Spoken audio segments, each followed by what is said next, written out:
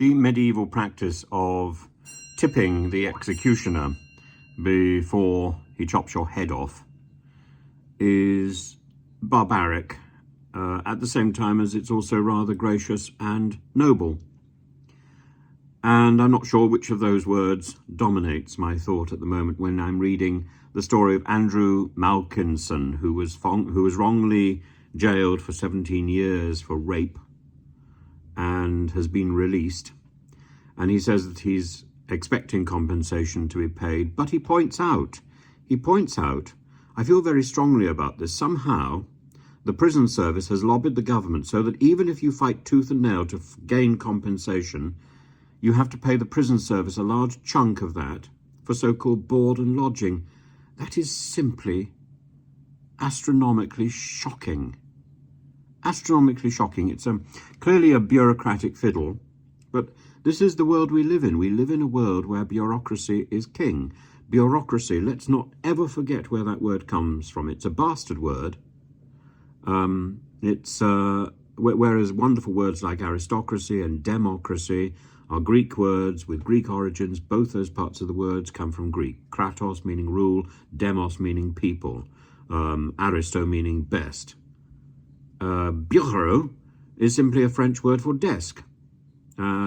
Rule by a piece of wood. It's extraordinary, even if eventually the word bureau comes to mean office. Ultimately, its etymology is a piece of wood. And that piece of wood is dominating our lives, whether it's in the banks. Now we learn today that NatWest and Coutts is worried that it might actually have genuinely broken the law with respect to the gossip about Farage's account, added to which it has plunged. It has lost so much money in shares. Share price has literally bottomed out. It's extraordinary. And deservedly so. It has behaved appallingly and continues to behave appallingly, and I won't pause in saying it's behaved appallingly until it offers Farage his 2 accounts back.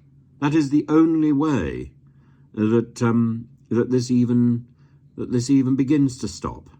And even then, I think there's still legal grounds for producing compensation, and indeed for taking Coutts itself to the cleaners legally.